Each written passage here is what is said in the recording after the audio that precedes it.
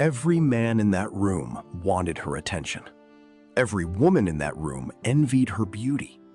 And every one of them, men and women alike, was afraid of her. In the winter of 1929, as Prohibition reached its violent, decadent peak and Chicago became the most openly criminal city in America, beautiful Evelyn Hart was the most talked about woman in the city.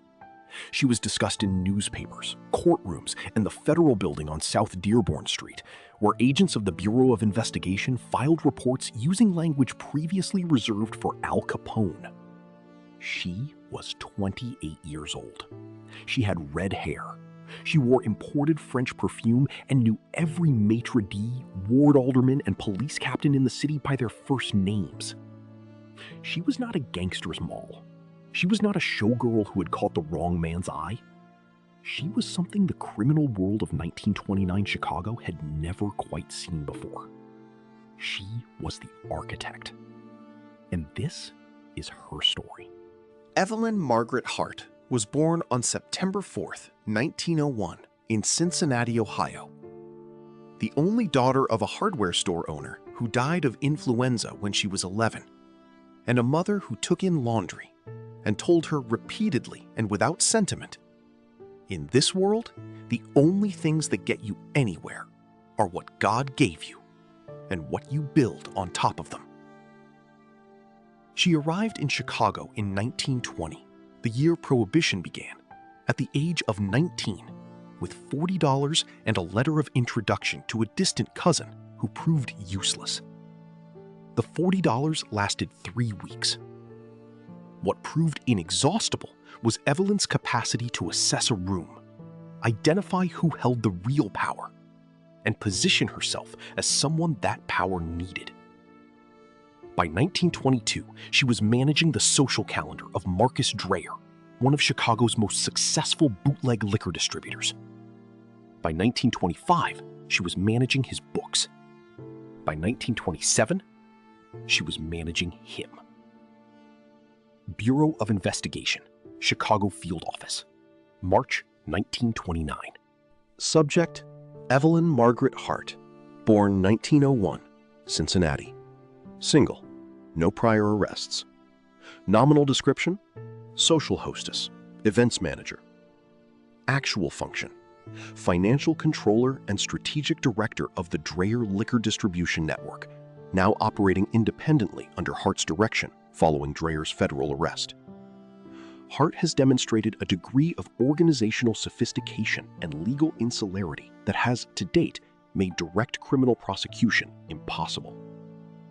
What Evelyn Hart had built by the time federal surveillance began was not simply a bootleg liquor network.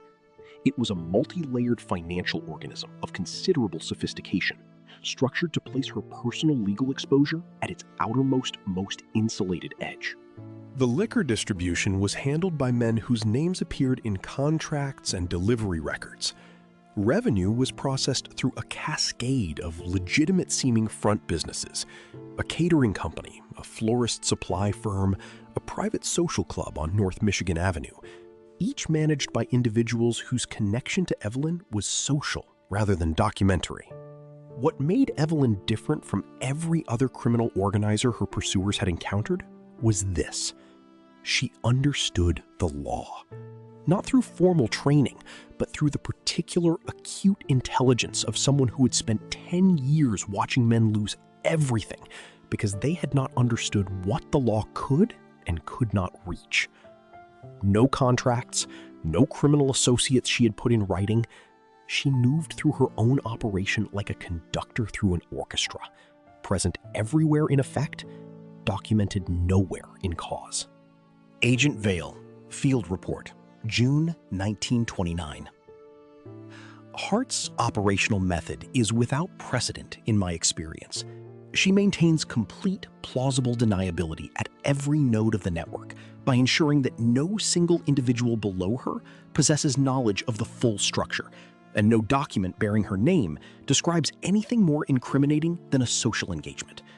She appears, on paper, to be an extremely well-connected woman with expensive friends and a talent for event management. She is, in operational fact, the most effective criminal organizer this office has encountered in the 1920s.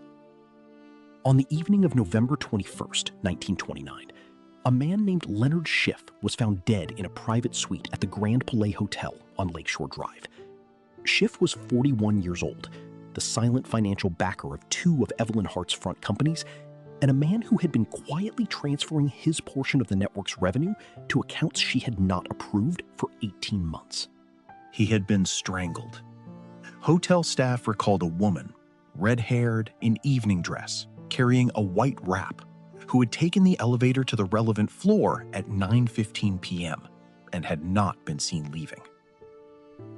Evelyn Hart was at a charity dinner at the Palmer House at 9:15 p.m., at 9:30 p.m., at 10 p.m., and at 11 p.m. She was photographed at 3 of those times by a Chicago Tribune Society photographer. She had 47 witnesses to her presence at the Palmer House between 8:45 p.m. and midnight. The red-haired woman was never identified. The suite was registered to no one.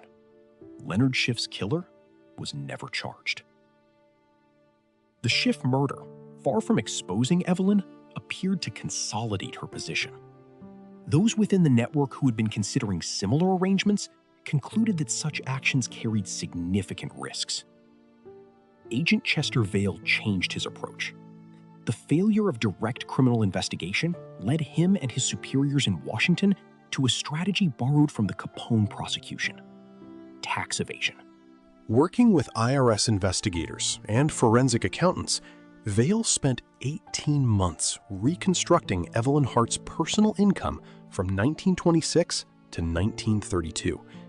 What emerged was a picture of a woman who had declared an annual income averaging $2,400, her nominal salary as a social events director, while maintaining a lifestyle that included a Gold Coast apartment, French couture, a personal automobile, and documented expenditures totaling more than $48,000 per year by conservative estimate. And in the spring of 1933, he found the document that would make it prosecutable: a single handwritten ledger recovered from the estate of a deceased associate, whose handwriting analysis established beyond forensic doubt had been written by Evelyn Margaret Hart. Evelyn Margaret Hart was arrested on North Michigan Avenue on the morning of April 12, 1933, emerging from a couture boutique at 11:20 a.m., a hatbox under her arm, on her way to a luncheon at the Arts Club. Agent Vail presented the federal warrant, charging her with willful evasion of federal income tax for the years 1926 through 1932. Evelyn Hart looked at the warrant. She looked at Vail. She set the hatbox carefully on the pavement beside her, and then she said, "Well, Mr. Vail, it took you long enough." The photographs of Evelyn Hart being escorted to a federal vehicle on Michigan Avenue, with the hatbox still on the pavement behind her, ran on the front page of every major newspaper in Chicago the following morning.